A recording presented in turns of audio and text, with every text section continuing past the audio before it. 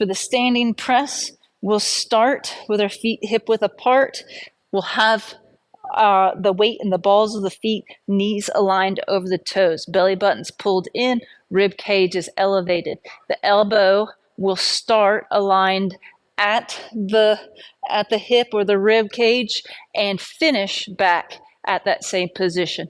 We'll initiate the press by extending the arm, then protracting the shoulder.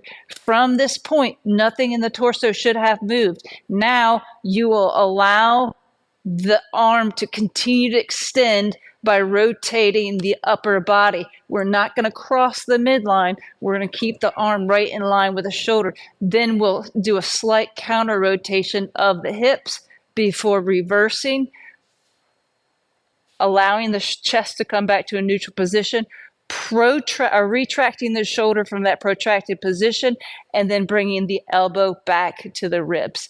So we initiate the press with the arm extension, then protraction, then rotate the ribs, and then counter rotate the hips. If we're doing all of this stuff properly, you should feel not only the muscles of the arm working, but a lot of the rotational aspects of the trunk working as well.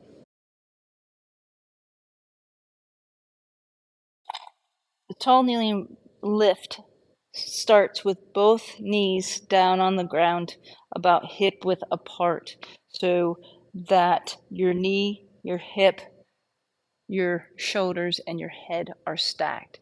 You want to engage the core muscles by drawing them in, put a slight posterior pelvic tilt, and then extend the ribs just enough to get those core muscles engaged.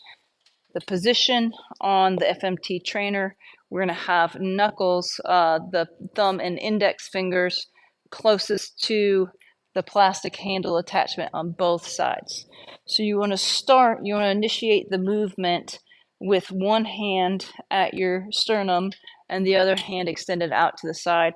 From here, engage the trunk, and then with as little lateral movement as possible, the band's going to be pulling me this way, but I don't want to allow something like that to happen.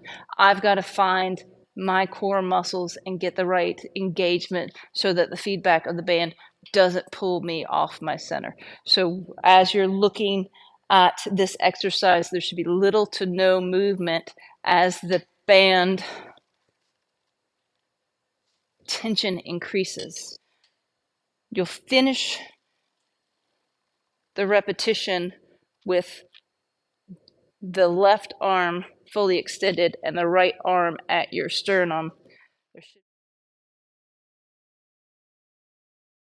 One of the tendencies that happens when in this kneeling position is that people like to allow their pelvis to shift anterior again. So we want to do that posterior pelvic shift, posterior pelvic tilt. Belly button is drawn in towards spine, rib cage is elevated. Once we have that position, we should feel good engagement of the core, we should feel good engagement in this glute, possibly down into the hamstring. We want a live toe back here, so you don't want your foot flat on the floor, but you want your toe curled under. And then from there, I'm going to start to wiggle my foot in as close to in line with my knee as I can maintain good balance. And then from there, we hold position. Don't be surprised if you do a little bit of this side to side rocking. It's all feedback for your body to try to learn how to get dialed in, but mostly you should feel abdominal muscles drawn in towards your spine, glute muscles here activated, elongated rib cage, so we don't want to be collapsed down here. We want that nice long rib cage, straight spine, and then from there we practice finding our balance. If you're too wobbly, just bring your foot out a little bit wider, and as you progress, you can continue to move that foot back into more of an inline position. The first thing I want you to do, get that whole spine on the wall. Once you have that, again, you're going to have to engage that abdomen into the wall. You're going to have to elevate the rib cage. So you should feel your core muscles working to hold you into this position. Then we're going to take our hands and we're going to hold them like we're holding a large platter in our hands. The next thing I want you to be aware of is where your elbows are. I don't want your elbows against the wall so that your shoulders are forward of your elbows. What we're trying to establish is a straight line between the middle of our shoulder and our elbow. Once we have that, we're going to move our shoulders back. This is called scapular retraction. So you're pulling your shoulders back into the wall. But in order to do that, we've got to give these tight muscles in the front of our chest a little bit of a break. So we're going to shrug our shoulders up slightly because that's going to make it easier to pull the shoulders back.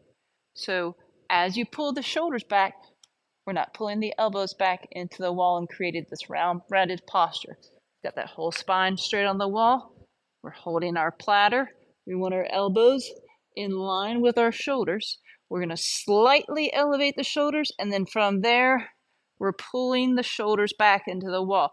The biggest thing to be aware of is as you pull your shoulders back in the wall, we don't want this excessive movement in any other part of the spine. We're trying to keep that whole spine flat on the wall so we're not compensating somewhere else as we pull the shoulders back into the wall.